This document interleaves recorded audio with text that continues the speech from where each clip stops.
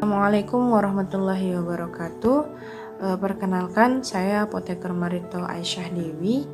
Saya peserta pelatihan dasar CPNS Angkatan 56 kelompok 4 nomor absensi 37 BPSDM Provinsi Sumatera Utara. Pada kesempatan ini saya akan mempresentasikan tugas agenda 1, yaitu analisis pelayanan publik digital di instansi. Nah, dalam hal ini saya akan menyampaikan analisis pelayanan publik di tempat saya bekerja, yaitu UPTD Puskesmas Malintang, Kabupaten Mandailing Natal. Saya bekerja sebagai penanggung jawab gudang farmasi yang menjamin ketersediaan obat di Puskesmas Malintang.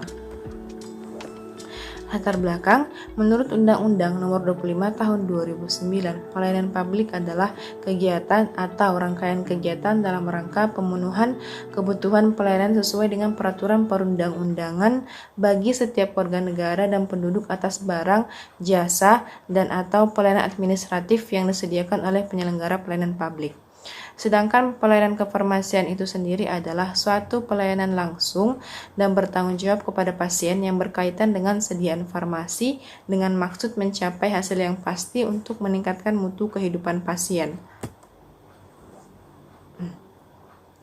Analisis isu. Nah, dalam hal ini pelayanan publik digital di Puskesmas Malintang dalam hal tupoksi saya, yaitu pelayanan kefarmasian belum ada yang benar-benar berbasis digital dalam hal pelayanan publik. Nah, saya akan mengangkat isu yang benar-benar membutuhkan digitalisasi dalam hal pelaksanaannya, yaitu isu yang saya angkat adalah optimalisasi ketersediaan obat di puskesmas dalam pelayanan kefarmasian. Tahapan analisis isu. Yang pertama, pra-analisis, yaitu identifikasi isu, validasi isu dengan menggunakan metode APKL, penapisan isu dengan metode USG, analisis isu dengan metode Fishbone, dan yang terakhir, rekomendasi alternatif penyelesaian masalah. Identifikasi isu. Saya mengangkat 3 isu. Yang pertama yaitu seringnya terjadi kekosongan obat saat pelayanan kefarmasian di apotik. Pelayanan kefarmasian di apotik berjalan dengan baik apabila obat tersedia dengan baik di apotik. Nah, apabila obat tidak tersedia, maka pasien yang datang berobat tidak akan mendapat obat yang sesuai dengan penyakit yang didiagnosa oleh dokter. Kemudian isu yang kedua adalah banyaknya obat yang kadaluarsa. Karena distribusi obat yang kurang baik, banyak obat dengan jumlah yang tidak seharusnya berada di puskesmas, sehingga terjadinya kadaluarsa obat yang banyak. Kemudian yang ketiga, adanya ketidaksesuaian antara stok fisik barang dengan kartu stok manual di gudang farmasi puskesmas. Nah, untuk pemantauan stok fisik di Puskesmas Malintang dan pengeluaran obat di Puskesmas Malintang itu masih menggunakan kartu stok manual, sehingga seringkali terjadi ketidaksesuaian antara stok fisik dengan kartu stok manual di gudang farmasi puskesmas. Nah, analisis isu, alat analisis kriteria isu yang digunakan dalam penulisan rancangan aktualisasi ini adalah metode analisis APKL, yaitu aktual, problematik, kekhalayakan, dan kelayakan. Sedangkan penentuan kualitas isu dilakukan dengan menggunakan metode analisis USG, yaitu urgency, seriously, dan growth. Bobot penetapan kriteria kualitas isu APKL dan USG ini ada 5, yaitu skor 1 sangat kurang pengaruhnya, skor 2 kurang pengaruhnya, skor 3 sedang pengaruhnya, skor 4 kuat pengaruhnya, dan yang terakhir skor 5 sangat kuat pengaruhnya. Matriks penilaian kualitas isu dengan metode APKL. Nah, dalam hal ini didapatkan isu seringnya terjadi kekosongan obat saat pelayanan kefarmasian di apotik dengan skor tertinggi, yaitu 19. Sama halnya juga dengan matriks penilaian isu dengan metode analisis USG, yaitu dengan jumlah skor tertinggi 14 dengan isu seringnya terjadi kekosongan obat saat pelayanan kefarmasian di apotik. Nah, kenapa seringnya terjadi kekosongan obat saat pelayanan kefarmasian di apotik ini mendapat skor tertinggi? Kenapa? Karena